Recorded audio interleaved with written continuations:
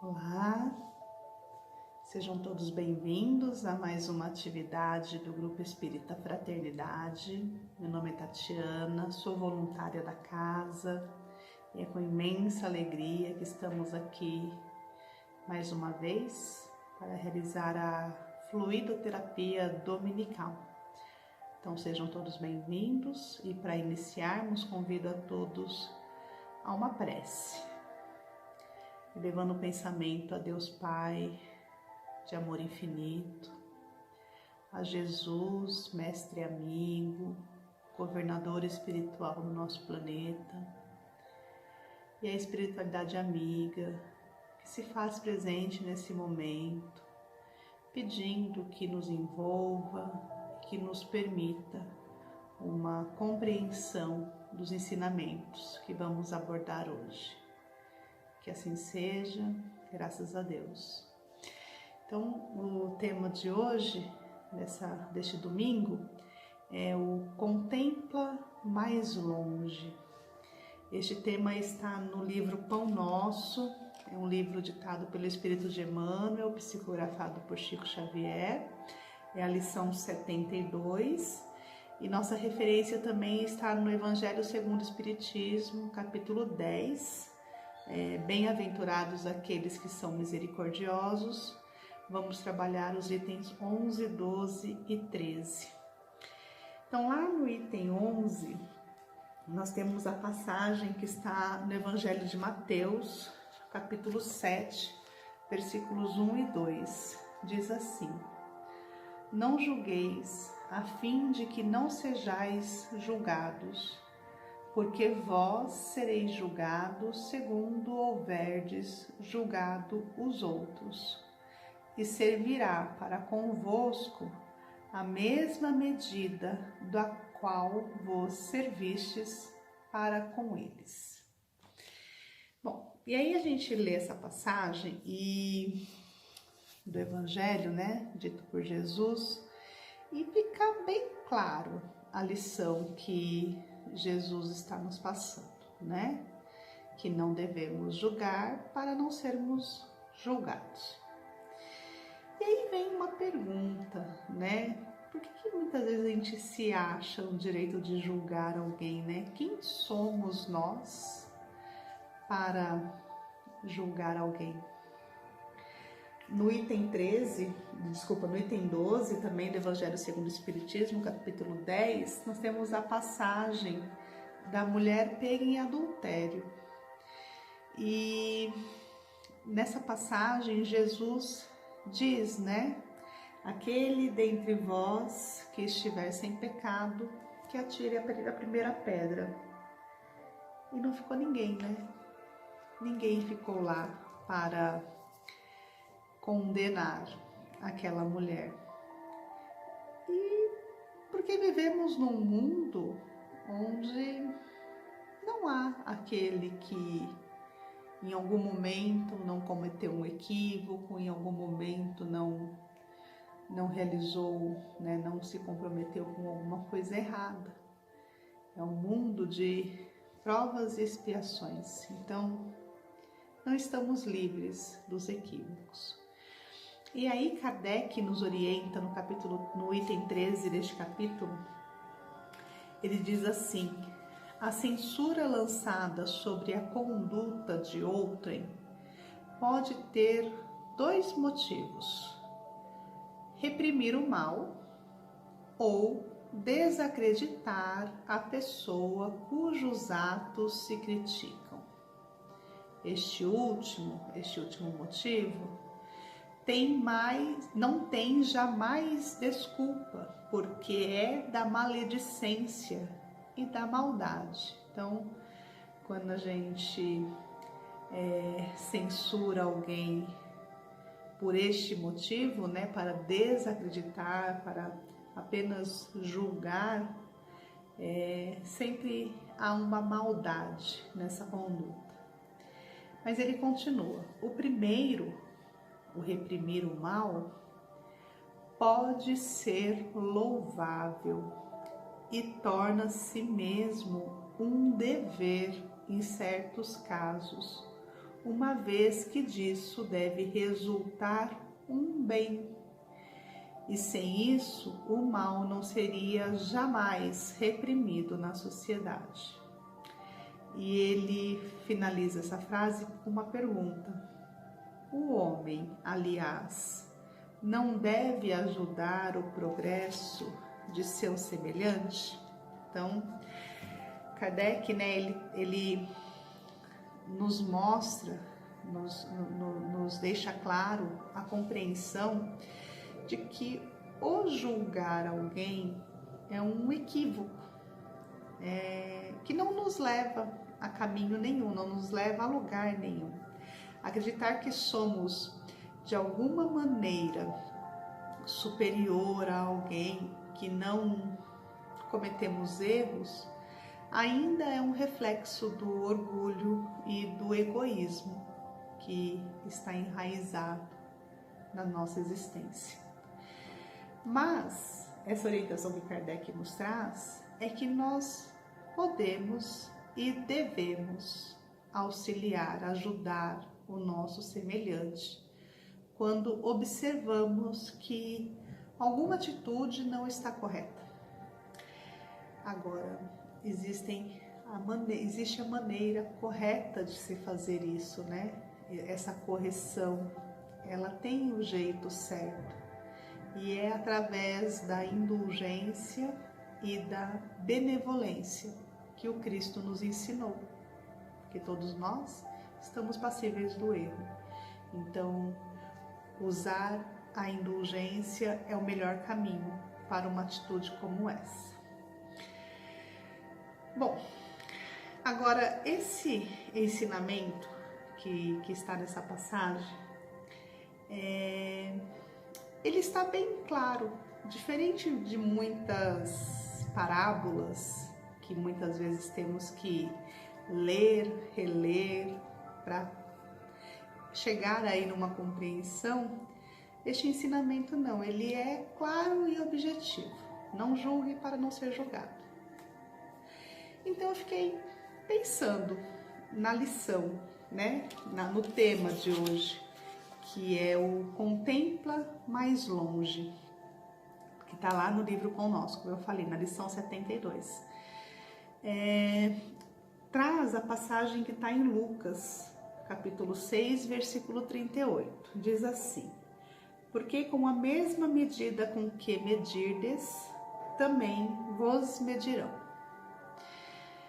E Emmanuel, ele nos apresenta nesse texto uma reflexão que nos faz ver um pouco além do que está explícito na lição de Jesus. Porque não seremos medidos apenas pelos outros, seremos medidos por como vivemos a nossa vida, como vivemos este momento que estamos encarnados.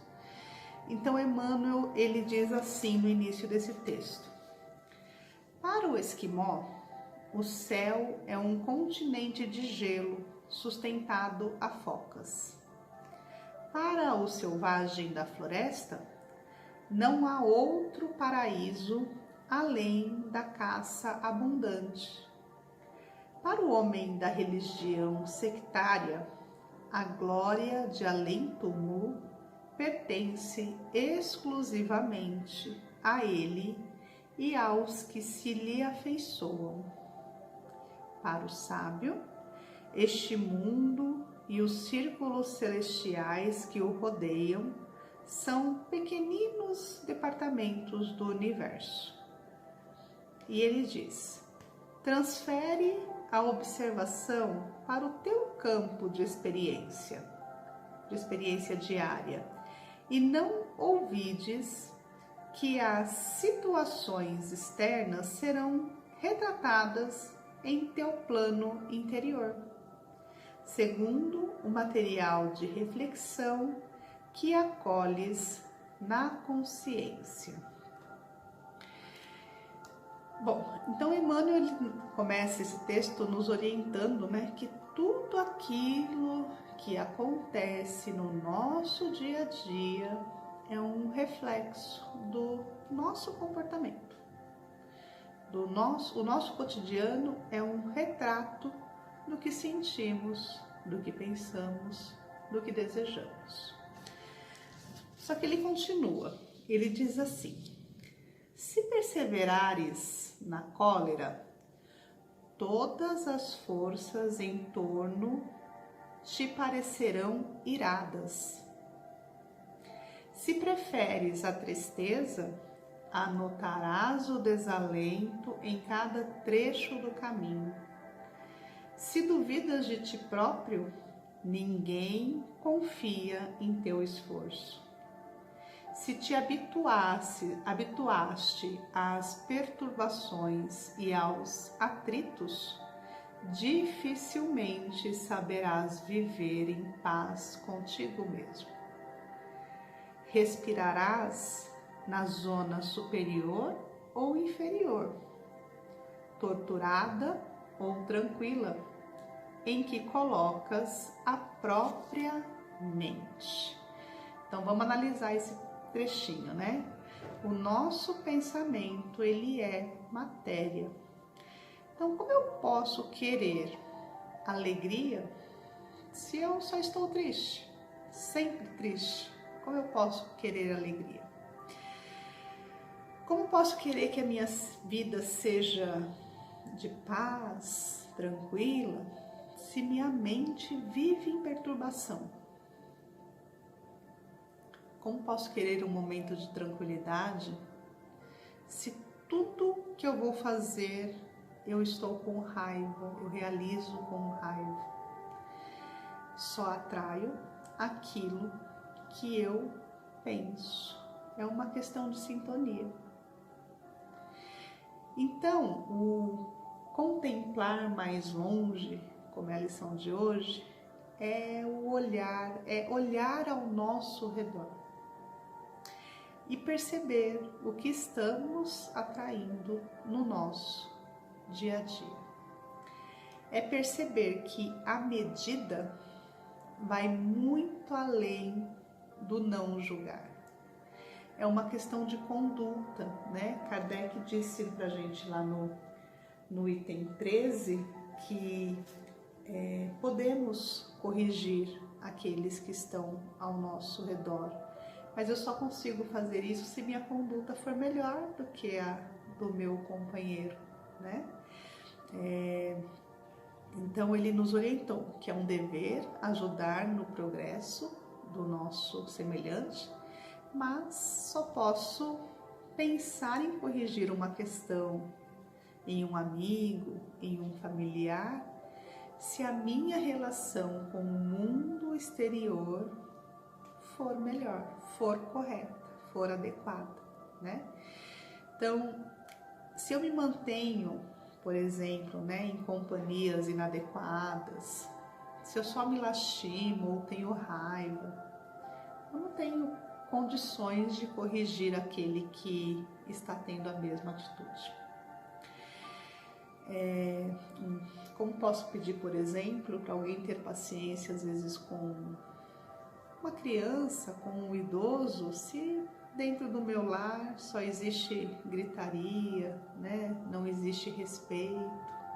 Então é uma questão de conduta. Bom, Emmanuel continua no texto. Ele diz assim: E dentro da organização na qual te comprazes, viverás com os gênios que invocas. Então vamos lá. Quais são as companhias que eu estou invocando, né? Isso a gente está falando tanto das companhias dos encarnados quanto dos desencarnados, né?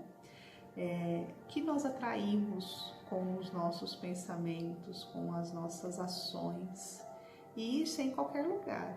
É dentro de casa, no escritório, na empresa, no transporte público. Já repararam quando alguém chega num consultório dentário e aquela pessoa chega irritada, com pressa, já às vezes brigando, tudo dá errado para aquela pessoa? é uma questão realmente do que a gente atrai, né? De como a gente conduz o nosso dia a dia. A gente está rodeado, né? Estamos rodeados de fluidos que eles podem ser bons ou maus. Isso vai depender de como o que a gente atrai para o nosso dia a dia. Bom, Emmanuel continua. Se te detens no repouso, poderás adquiri-lo em todos os tons e matizes. Quer dizer, você pode ter um repouso produtivo ou improdutivo, né? Um repouso aí no ócio, por exemplo. E se te fixares no trabalho, encontrarás 1000 recursos diferentes de servir, né? Quantas vezes ficamos na desculpa de não ter tempo ou recurso para ajudar o próximo? E é aquela pergunta, como estamos usando o nosso tempo, né? Bom, Emmanuel conclui. Em torno de teus passos, a paisagem que te abriga será sempre em tua apreciação aquilo que pensas dela, porque com a mesma medida que aplicares à natureza, obra viva de Deus, a natureza igualmente te medirá. Então, vamos contemplar mais longe. Essa a lição de hoje. Vamos perceber como as nossas atitudes refletem no mundo, na obra viva de Deus. Estamos contribuindo para que o mundo melhore, para que os bons exemplos sejam rotina no nosso dia a dia ou não? Precisamos compreender que fazemos parte de uma família universal, né? E que depende de cada um de nós para que a gente consiga construir aí um mundo melhor. Parece inatingível isso, mas não é. Cada um realmente fazendo um pouquinho, já que somos seres imortais. Vamos contemplar mais longe. É esse o nosso pedido hoje. Muito obrigada a todos, muita paz, que aproveito para agradecer a Deus, Pai misericordioso, pela oportunidade de estarmos aqui mais uma vez. Agradeço a Jesus, mestre amigo, por nos proporcionar mais um ano que se inicia, que todos tenham aí um ano de paz, de saúde, prosperidade, de muito trabalho no bem e de muito aprendizado. Que Deus abençoe a todos, fiquem com Deus e até a próxima.